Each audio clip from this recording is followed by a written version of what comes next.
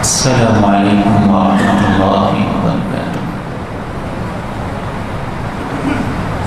الحمد للہ نحمده ونستعینه ونستغفره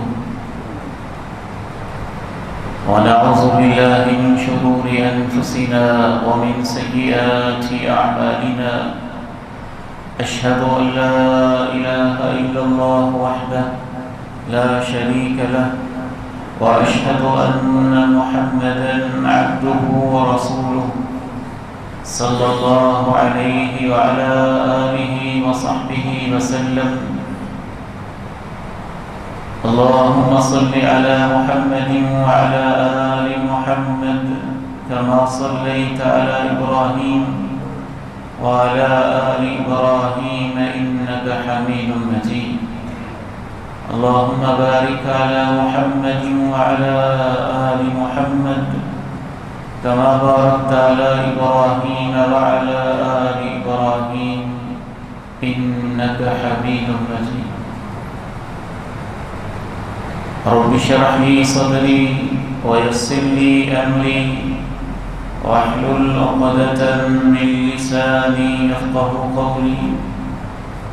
اللهم انفعني بما علمتني وعلمني ما ينفعني وزدني علما. اللهم آت نفسي تقواها وزكها فأنت خير من زكاها أنت وليها ومولاها. أما بعد، فأعوذ بالله السميع العليم من الشيطان الرجيم من همزه ونفخه ونفثه. بسم الله الرحمن الرحيم. قل أعوذ برب الفلق من شر ما خلق ومن شر غاسق إذا وقب ومن شر النفاثات في العقد ومن شر حاسد إذا حسد.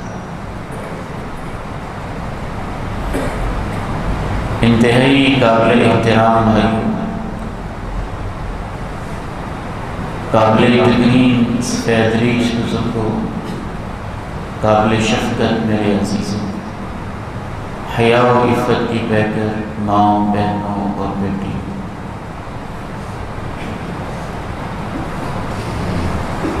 میرا اور آپ کا دل اللہ تعالیٰ کی نگاہوں کا مرکز ہے۔ اس وقت بھی جب آپ میرے سامنے ہیں اور میں آپ کے سامنے ہوں، میں آپ کے چہرے کو دیکھ رہا ہوں، آپ کی حرکات کو دیکھ رہا ہوں، آپ کی نشست کے انداز کا مشاہدہ کر رہا ہوں، آپ میری گفتگو سماعت کر رہے ہیں، میرے ہونٹوں کی حرکت اور آنکھوں کا التفات دیکھ رہے ہیں، لیکن عرش معلیٰ پہ مستوی رب کریم میرے اور آپ کے دل کو دیکھ رہا ہے۔ دل کی عبادت افضل ترین عبادت ہے اور دل کی برائیاں بدترین برائیاں ہیں۔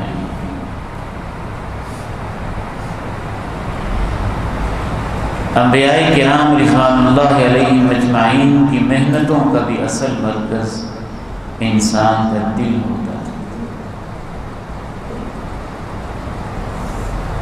اگر دل بیمار ہو جائے ظاہری طور پر بھی تو باقی اعضاء کی بنسبت اس کا معاملہ نازک ہوتا ہے۔ اگر کسی کو یہ کہا جائے کہ آپ ہارٹ پیشنٹ ہیں، دل کے مریض ہیں، تو انسان پریشان ہو جاتا ہے۔ دل کی دھڑکنوں کے اوپر اس کی زندگی موقوف ہوتی ہے۔ دل کی یہ بیماریاں، ہارٹ اٹیک کا مسئلہ ہو، بلڈ کا کوئی مسئلہ ہو، ہارٹ بیٹ کا کوئی مسئلہ ہو، اس کے معاملے میں ہم فکر مند ہوتے ہیں دل کو تکلیف اور چبھن بھی ہوتی ہے، اور انسان اس کے علاج کے بارے میں بہت زیادہ حساس بھی ہوتا ہے، کانشیس ہوتا ہے۔ حالانکہ دل کی یہ بیماریاں زیادہ سے زیادہ ان کا نتیجہ موت ہے، اس سے آگے کچھ نہیں۔ لیکن دل کو کچھ روحانی بیماریاں لگ جاتی ہیں،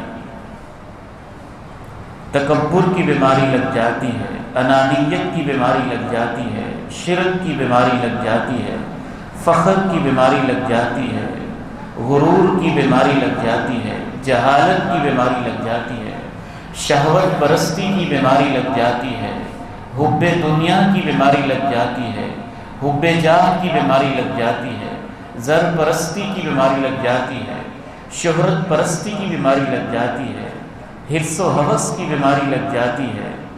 دل کی یہ بیماریاں اگر انسان ان کا علاج نہ کرے اور ان کے بارے میں فکر مند نہ ہو تو اس کی دنیا بھی تباہ ہوتی ہے، قبر بھی برباد ہوتی ہے، اور آخرت بھی تباہ ہو جاتی ہے۔ دل کی انہی بیماریوں میں سے ایک خطرناک ترین بیماری، شاید ہی کوئی انسان اس سے بچا ہوگا، حتیٰ کہ اس وقت بھی مسجد میں بیٹھے ہوئے بھی، اللہ کے گھر میں بھی، خطبہ جمعہ کے دوران بھی، شاید ہی کوئی شخص ہو ہم میں سے کہ اس بیماری سے پوری طرح بچا ہو۔ دل کی اس بیماری کو حسد کہتے ہیں۔ یہ دل پہ حملہ آور ہوتی ہے، اسی کو ہم جلسی بھی کہتے ہیں۔ یہ بیماری کیا ہے؟ اس کے اثرات کس قدر خطرناک ہیں؟ اس سے بچنا کیسے ممکن ہے؟ اس کے نتائج و عواقب دنیا اور آخرت میں کیا ہوتے ہیں؟ بہت ہی اہم اور بہت سنجیدہ موضوع ہے۔ ممکن نہیں ہے کہ ایک خطبہ جمعۃ المبارک میں ہم اس کا حق ادا کر سکیں، لیکن کچھ نہ کچھ اس کی مبادیات اور بنیادی چیزیں میں آپ کے سامنے واضح کرنے کی کوشش کروں گا۔ اللہ تعالیٰ مجھے اور آپ کو اس بیماری سے محفوظ فرمائے۔ لفظ حسد جو ہے عربی زبان کا ایک اور لفظ ہے حسدن، حسدن اس سے ماخوذ ہے۔ حسدن ایک کیڑا ہوتا ہے جو جانوروں کی جلد پہ بیٹھ جاتا ہے، ان کی جلد سے چمٹ جاتا ہے اور ان کا خون چوستا رہتا ہے۔ بعض دفعہ اس کو نکالنے کی کوشش کریں، مر جاتا ہے، نکلتا نہیں۔ عجب اس کیڑے کی فطرت ہوتی ہے۔ اس کیڑے کو ہم اپنی مادری زبان میں شاید چچڑ کہتے ہیں، تو اس کو حسدل کہتے ہیں۔ حسدل سے لفظ حسد نکلا ہے۔ اہل علم لکھتے ہیں کہ جس طرح وہ کیڑا جانور کے بالوں سے چمٹ جاتا ہے، جانور کی جلد سے چمٹ جاتا ہے، اس کی سکین سے چمٹ جاتا ہے اور اس کا خون چوستا رہتا ہے، حسد کی بیماری بھی انسان کے دل سے چمٹ جاتی ہے، اس کے ایمان کو، اس کے خون کو، اس کے یقین کو، اس کے توکل کو، اس کی نیکیوں کو یہ بیماری چوستی رہتی ہے۔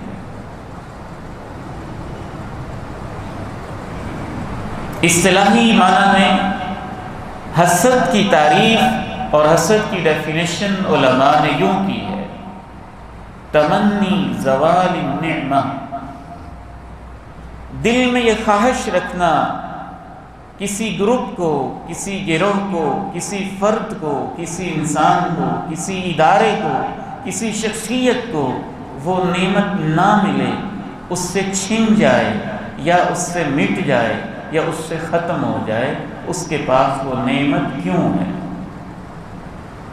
اسے حسد کہتے ہیں۔ حسد کا پہلا مرتبہ، پہلا لیول یہ ہوتا ہے کہ انسان دوسروں کی طرف للچائی نگاہوں سے دیکھتا ہے، رشک کے ساتھ دیکھتا ہے، اس کے منہ میں رال ٹپکتی ہے، گاڑی کو دیکھ کے، مکان کو دیکھ کے، حسن کو دیکھ کے، جمال کو دیکھ کے، کپڑوں کو دیکھ کے، اولاد کو دیکھ کے، کوٹھی کو دیکھ کے، بنگلے کو دیکھ کے، اس کے شیلر، اس کے مل، اس کے کسی بھی عزت اور نعمت والی چیز کو دیکھ کے، منصب کو دیکھ کے، عہدے کو دیکھ کے انسان لالچ کرتا ہے، حرص کرتا ہے، کاش میرے پاس بھی یہ عہدہ ہو، ایسی گاڑی ہو، ایسی عزت ہو، ایسی شہرت ہو، ایسا مقام ہو، ایسا منصب ہو، ایسی اولاد ہو، ایسا داماد ہو، ایسا بہو ہو، ایسی بہو، ایسی دولت، ایسا بزنس، ایسا کاروبار۔ یہ حسد کا پہلا لیول ہوتا ہے۔ دوسروں کی طرف للچائی نگاہوں سے دیکھنا اور پھر دل میں خواہش کرنا کہ اسی طرح کی چیز میرے پاس ہو۔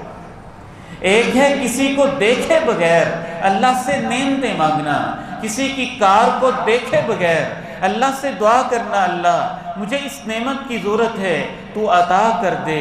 کسی کے مکان کو دیکھے بغیر اپنی ضرورت محسوس کرتے ہوئے اللہ سے مانگنا، اللہ مجھے کھلا اچھا مکان دے دے۔ کسی کی فیکٹری کو دیکھے بغیر اللہ سے دعا کرنا، اللہ مجھے وسیع کاروبار دے دے۔ یہ انسان کی فطرت ہے، اس کا حسد سے تعلق نہیں ہے۔ حسد کا آغاز یہاں سے ہوتا ہے کہ آپ کسی کو للچائی نگاہ سے دیکھیں اور دل میں تمنا کریں کہ اسی جیسی چیز میرے پاس ہو۔ یہ حسد کا پہلا لیول ہے۔ لیکن امید ہے کہ اس پر مواخذہ نہیں ہوتا، اس پر پکڑ نہیں ہوتی، اگرچہ یہ پسندیدہ نہیں ہے۔ وَلَا تَتَمَنَّوْا مَا فَضَّلَ اللَّهُ بِهِ بَعْضَكُمْ عَلَى بَعْضٍ۔ انسانوں، اللہ نے تمہیں جو ایک دوسرے کا فرق مراتب رکھا ہوا ہے، اس کو دیکھ کے اپنے دل میں خواہشیں نہ پالا کرو۔ اللہ کے پیارے نبی علیہ السلام نے ارشاد فرمایا، جب دنیا کا معاملہ ہو تو اپنے سے کمتر کو دیکھا کرو۔ اگر تم 5 مرلے کے مکان میں رہتے ہو تو 10 مرلے والے کو نہیں، 2.5 مرلے والے کو دیکھا کرو۔ 2.5 مرلے کے مکان میں رہتے ہو تو اسے دیکھا کرو جو بیچارہ کرائے پہ رہتا ہے۔ کرائے پہ رہتے ہو تو اسے دیکھا کرو جو فٹ پاتھ پہ سو کے راتیں گزار رہا ہے۔ فٹ پاتھ پہ لیٹے ہو تو اسے دیکھا کرو جو قبر میں لیٹا ہے اور زندگی کی سانسوں اور نعمتوں سے محروم ہو کے نیکی کے موقع بھی اس کے پاس ختم ہو چکے۔ تو پہلا لیول حسد کا، جو ناپسندیدہ تو ہے لیکن اس پر گناہ نہیں، کہ انسان بجائے اس کے کہ اپنی ضرورت کو دیکھ کے اللہ سے مانگے، دنیا کی چیزیں لوگوں کی دیکھ کے ان کے بارے میں رال ٹپکنے لگے، خواہشیں ابھرنے لگیں، اور انسان آرزویں کرنے لگے کہ اسی طرح کی چیز مجھے بھی ملے۔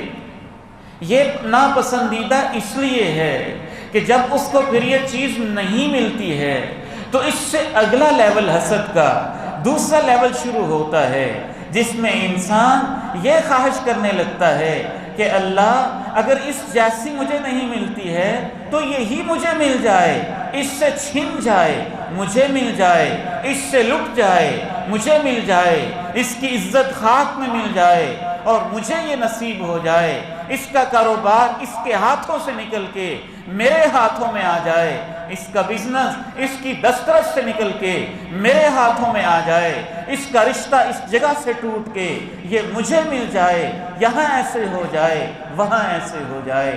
حسد کا یہ دوسرا لیول بدترین گناہ اور اکثر مواقع پر یہ کبیرہ گناہ ہوتا ہے۔ اس کے بعد حسد کا ایک تیسرا لیول ہوتا ہے، وہ ان دونوں سے خطرناک ہے۔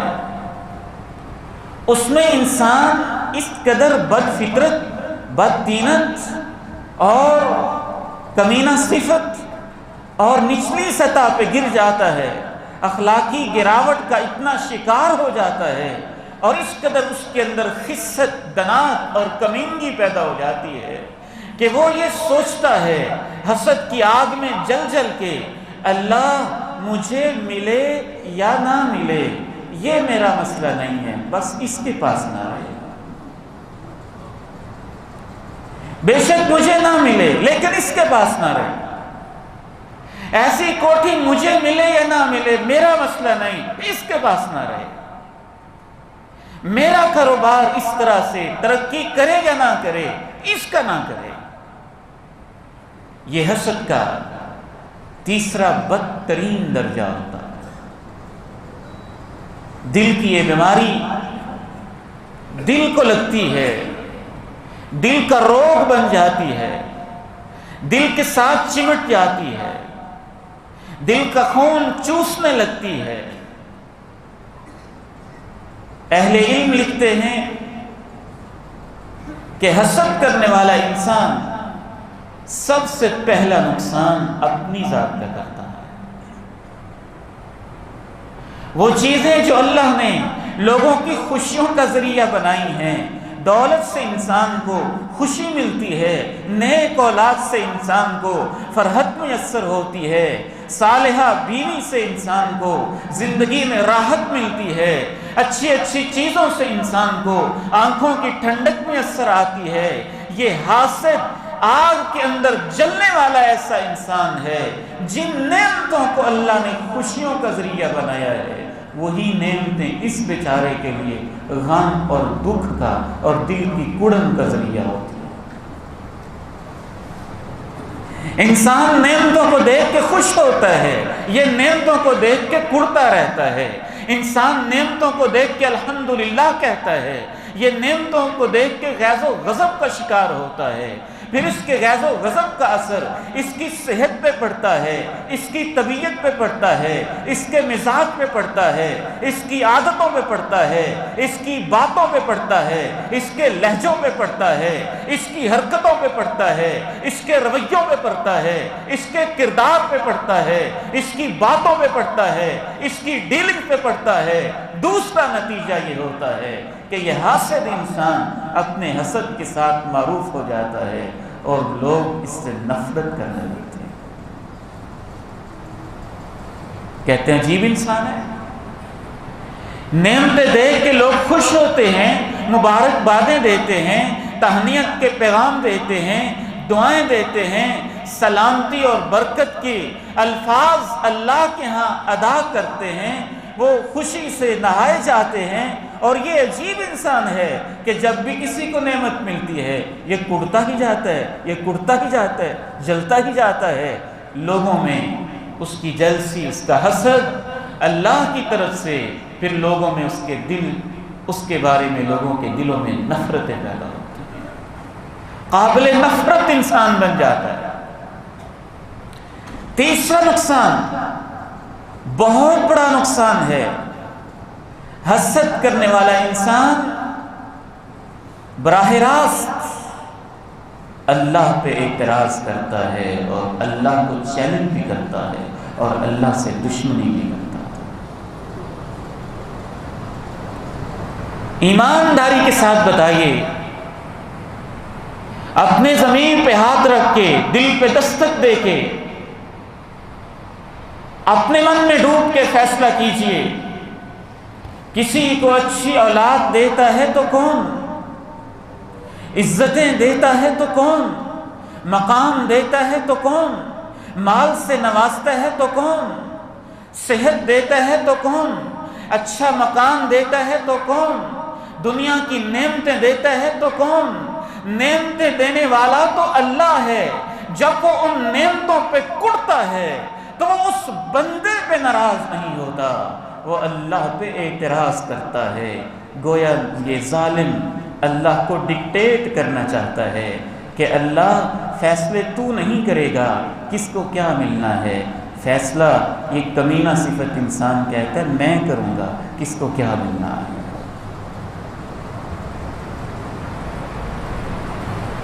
اللہ کا فیصلہ ہے اس کو عزت دیں، یہ کہتے ہیں نہیں اس کو عزت کیوں دی، اللہ کی تقسیم ہے اس کو رزق دیں، یہ کہتے ہیں نہیں اس کو رزق کیوں ملا، اللہ کی تقسیم ہے اس کو اچھی سواری دیں، اس کا اعتراض ہے اس کو کیوں ملا، اللہ کی تقسیم ہے اس کو نیک اولاد دے دے، اس کا اعتراض ہے اللہ اس کو یہ کیوں ملا، اللہ کی تقسیم ہے میں اپنے بندوں کو نعمتیں دوں، رب کریم نعمتیں دے کے خوش ہوتا ہے، اس کا کام ہے دینا، وہ رب العالمین ہے نا، یہ ظالم انسان اللہ کی تقسیم پہ اعتراض کرتا ہے۔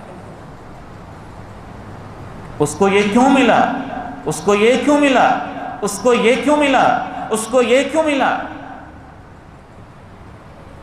چوتھا نتیجہ حسد کا یہ ہوتا ہے کہ جب انسان حسد کرنے لگتا ہے اور اس کی حسد کی آگ جب اس کے من میں زیادہ ہی لگتی ہے، بے چین و مضطرب ہوتا ہے، پھر حرکتیں بڑی اوٹ پٹانگ کرتا ہے، کبھی اس عزت دار انسان پہ کیچڑ اچھالتا ہے، کبھی اس پہ بہتان لگاتا ہے، کبھی الزام تراشیاں کرتا ہے، کبھی اس کی غیبتیں کرتا ہے، کبھی چغلیاں کھاتا ہے، کبھی منصوبے بناتا ہے، کبھی چالیں کھیلتا ہے، کبھی چلاکیاں کرتا ہے، کبھی کیا کرتا ہے، کبھی کیا کرتا ہے، اور کچھ بس نہ چلے تو حسد ایسا بدترین گناہ ہوتا ہے کہ یہ ظالم انسان چاہتا ہے کہ یہ زندہ ہی نہ رہے، ہو سکے تو میں اس کو قتل ہی کر دوں۔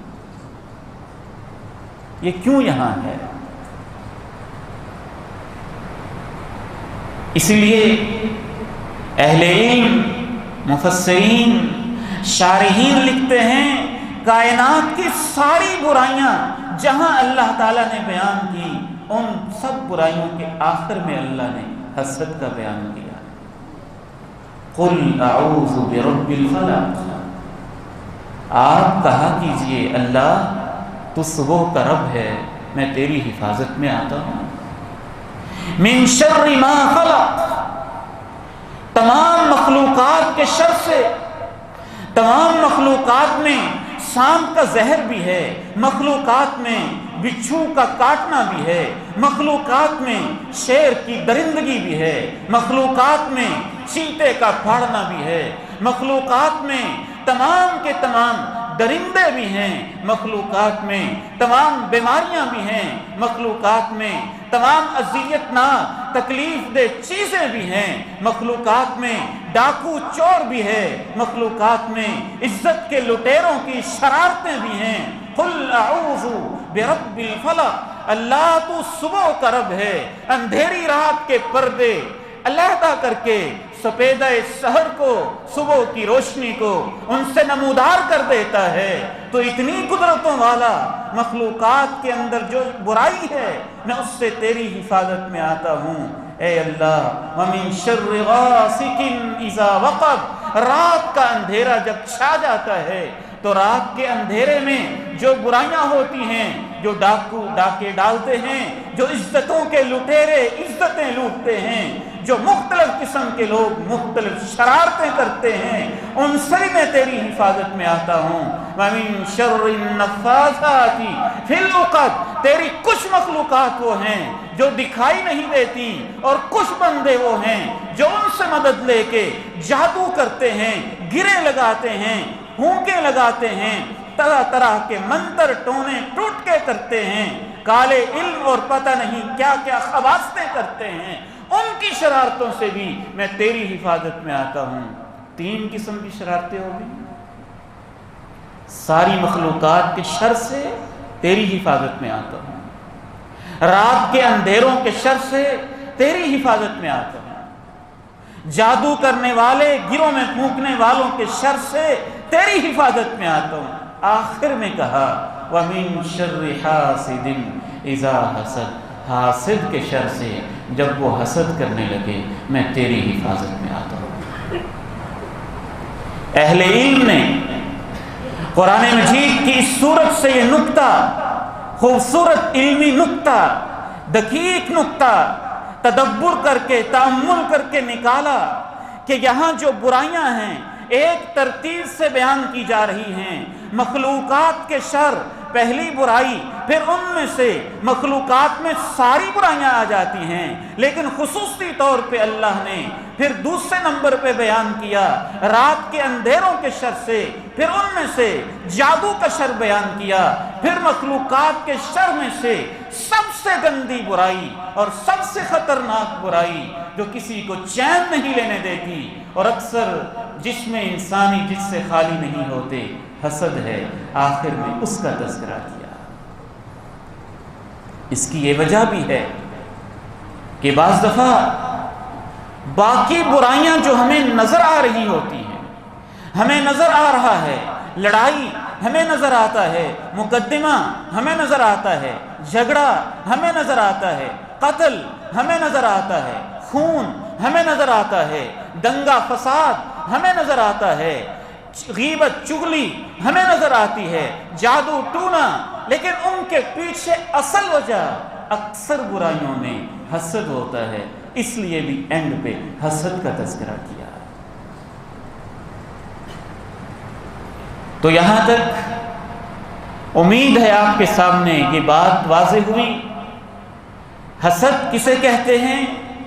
تمنی زوال النعمہ، دل میں یہ چاہنا کہ کسی کو فلاں نعمت نہ ملے، کتنی بڑی برائی ہے۔ حاسد سب سے پہلا نقصان اپنا کرتا ہے، ڈپریشن میں بھی جاتا ہے، انزائٹی میں بھی جاتا ہے، پریشانیوں میں جاتا ہے، غم میں جاتا ہے، بے چین رہتا ہے، وقت کو برباد کرتا ہے۔ بلکہ اہل علم نے لکھا کہ حاسد انسان اللہ کی توفیق سے محروم ہو جاتا ہے، محنتوں سے محروم ہو جاتا ہے، توفیق اس سے چھن جاتی ہے، حسد کی آگ میں پڑتا رہتا ہے۔ محنت کرنے والا تو محنت میں لگا ہوتا ہے، انجام اللہ کے سپرد کر دیتا ہے۔ یہ ظالم انجام اپنے ہاتھ میں لینا چاہتا ہے، فیصلے اپنے ہاتھ میں لینا چاہتا ہے۔ حاسد انسان اللہ سے دشمنی کرتا ہے، اللہ کی تقسیم پہ اعتراض کرتا ہے، تقدیر پہ اعتراض کرتا ہے، نوشتہ تقدیر پہ اعتراض کرتا ہے، اللہ کے فیصلوں کو اپنے ہاتھ میں لینا چاہتا ہے۔ اللہ رب العزت نے جو اپنے امور اس کائنات میں جس حکمت کے تحت رکھے ہیں، ان حکمت کو سمجھے بغیر ان پہ اعتراض کرنا چاہتا ہے۔ اور جتنی بھی کائنات میں برائیاں ہیں، ان میں سے ایک بدترین برائی حسد کی بیماری ہے۔ چوتھا نقطہ یہ سمجھ لیجئے گا، حسد کی بیماری چونکہ دل کو لگتی ہے، خطرہ رہتا ہے کہ حاسد انسان کی موت اچھی موت نہیں ہوگی۔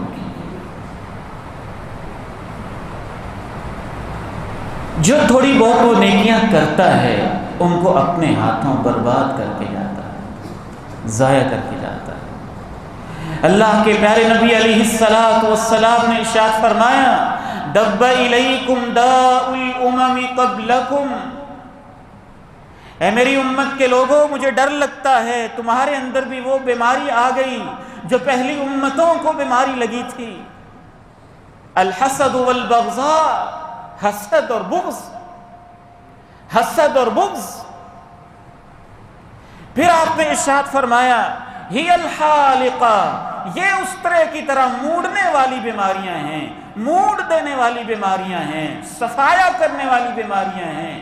لا اقول تہلک الشار، دیکھنا میں تمہارا پیغمبر یہ نہیں کہتا کہ حسد اور بغض بالوں کا صفایا کرتا ہے، ولیکن تہلک الدین، تہلک الدین، یہ تمہارے دین کا صفایا کرتا ہے۔ حسد کرنے والا انسان ایسا ظالم، ایسا درندہ اور دل کا ایسا مریض ہوتا ہے کہ وہ ہاتھ میں تسبیح بھی پکڑے ہوئے ہو تو اس کا دل سوچتا ہے تسبیح کے کس دانے پہ کس کو کیسے گرانا ہے۔ وہ نماز میں سینے پہ ہاتھ باندھے ہوئے ہو تو اس کا دل کڑ رہا ہوتا ہے، اس سے فلاں بدلہ کیسے لینا ہے۔ حاسد انسان، حسد کرنے والا انسان اللہ کے گھر میں بیٹھ کر بھی یہی سوچتا رہتا ہے کہ اس کو چت کیسے گرانا ہے، پچھاڑنا کیسے ہے، نیچا کیسے دکھانا ہے۔ اس کی نیکیاں کس کام کی؟ ادھر سے نماز پڑھتا ہے، ادھر سے غیبتیں کرتا ہے، ادھر سجدے کر کے جاتا ہے، ادھر تکبر کرتا ہے، شیخیاں بکھیرتا ہے۔ فرمایا یہ حسد اور بغض امتوں کی بیماری ہے، امتوں کی بیماری۔ کیسے لفظ ہیں پیغمبر کے! بعض بیماریاں ایک شخص کو لگتی ہیں، بعض بیماریاں خاندان کو لگتی ہیں، بعض بیماریاں پوری امت کو لگ جاتی ہیں، اور امت ہی راندہ درگاہ ہو جاتی ہے، اس امت کے اوپر اللہ کا غضب نازل ہو جاتا ہے۔ فرمایا یہ امتوں کی بیماریاں ہیں، حسد اور بغض۔ پہلی امتیں کون سی ہیں؟ یہودی اور عیسائی۔ یہودیوں کو اسی بیماری نے تو پیچھے کر دیا، ایمان سے محروم کر دیا۔ تو چوتھا نقصان میں عرض کر رہا ہوں اللہ کے پیغمبر کی حدیث مبارکہ کی روشنی میں کہ حسد اور بغض یہ صفایا کر دیتے ہیں انسان کے اعمال کا، نیکیوں کا، جو کچھ اس کے پاس ہیں ان کا صفایا ہو جاتا ہے، کیونکہ دل کی بیماریاں زیادہ خطرناک ہوتی ہیں۔ کیا خیال ہے آپ کا؟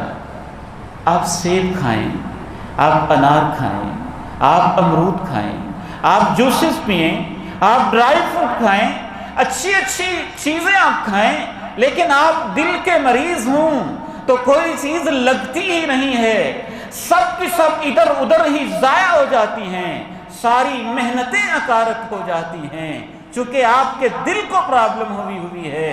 اس لیے کوئی چیز نہ خون بننے دے رہی ہے، نہ خون کا حصہ بن کے، جزو بدن بن کے آپ کو طاقت دے رہی ہے، بس یہی دل کی بیماریوں کا حال ہوتا ہے۔ آپ نماز پڑھیں، آپ روزہ رکھیں، آپ زکوٰۃ دیں، آپ جو کچھ بھی کرتے رہیں، آپ اذکار کریں، آپ تسبیح کرتے رہیں، اگر آپ کا دل حسد کی بیماری کے اندر جکڑا ہوا ہے تو یہ نیکیاں ایمان کا حصہ نہیں بنتی، بس ادھر ادھر کہیں ضائع ہو جاتی ہے۔ غیبتوں میں، چغلیوں میں، حسد کی آگ میں جل جاتی ہیں۔ اسی لیے ایک روایت میں کہا گیا، اگرچہ اللہ کے پیارے نبی علیہ السلام کی طرف مرفوع سند کے حوالے سے اس کے صحت و ذوق میں اختلاف ہے، اس کا معنی بالکل بجا ہے، خبردار لوگوں، اپنے آپ کو حسد سے بچانا۔ ان الحسد یأکل الحسنات کما تأکل النار الحطب، جس طرح آگ لگائی جائے اور وہ خشک لکڑیوں کو کھا جاتی ہے، حسد اسی طرح سے نیکیوں کو کھا جاتا ہے۔ اس کی تائید اسی حدیث سے ہو رہی ہے۔ الحالقہ، الحالقہ، حسد اور بغض صفایا کر دیتے ہیں۔ میں یہ نہیں کہتا کہ بالوں کا صفایا کرتے ہیں، فرمایا تمہارے دین کا صفایا کر دیتے ہیں، دین کا صفایا کر دیتے ہیں۔ آپ علیہ السلام کی تعلیمات سے پتہ چلتا ہے کہ جب انسانوں میں حسد پیدا ہو جائے پھر امتوں کی امتیں بگڑ جاتی ہیں۔ قتل، بغض، نفرت، عداوتیں، دشمنیاں، معاشروں کی تباہی ان معاشروں کا مقدر بن جاتی ہے جن کے رگ و ریشے میں حسد سرایت کر جاتا ہے۔ اس لیے آپ نے صحیح بخاری کے ایک حدیث میں ارشاد فرمایا، ایاکم والظن فإن الظن اکذب الحدیث، بدگمانی سے بچنا، یہ بدترین قسم کا جھوٹ ہوتا ہے۔ لا تحسسوا، دوسروں کی خبریں کان لگا کے مت سننا، ولا تجسسوا، دوسروں کی ٹوہ اور برائیاں تلاشنے میں مت رہنا، ولا تحاسدوا، ایک دوسرے سے حسد مت کرنا، ولا تباغضوا، ایک دوسرے سے بغض مت کرنا، ولا تدابروا، ایک دوسرے سے بائیکاٹ، قطع تعلق مت کرنا، وکونوا عباد اللہ اخوانا، اے اللہ کے بندو بھائی بھائی بن جانا۔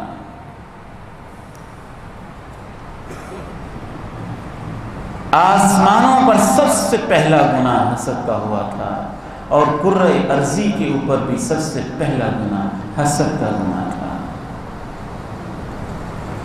آسمانوں میں پہلا گناہ حسد کا اس طرح سے ہوا کہ اللہ کی تقدیر کا فیصلہ ہوا، ایک خاکی انسان کو، ایک بشر کو، آدم کو تخلیق کیا جائے، اسے مسجود ملائک بنایا جائے، لیکن تکبر شیخی بکھیرتے ہوئے شیطان کی شیطنت باہر آئی. اسجد لمن خلقت طینا، میں آگ سے بنا، یہ مٹی سے بنا.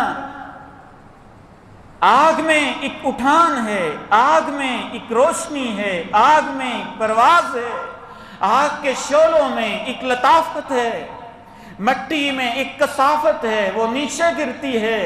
اے اللہ یہ تیرا کیسا فیصلہ ہے کہ میں آدم کو سجدہ کروں؟ یہ کیسے ہو سکتا ہے؟ میں ناری اس خاکی کو سجدہ کروں؟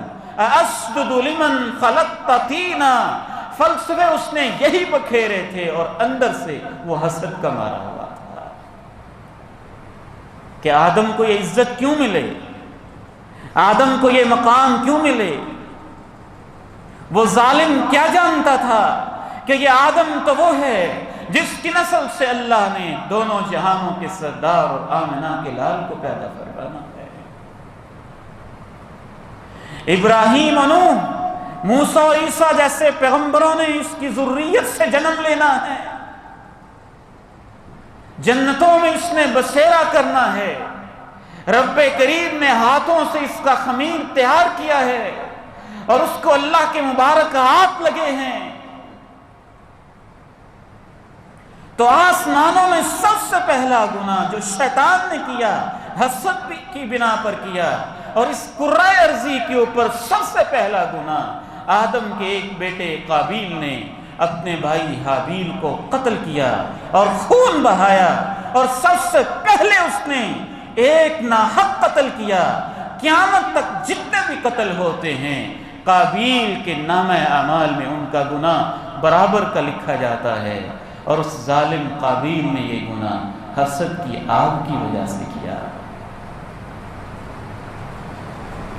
اور حسد کے اندر کیا قباحتیں ہیں، کیوں انسان حسد کرتا ہے، اس کا علاج کیا ممکن ہے، شریعت نے اس حوالے سے کیا تعلیمات دی ہیں.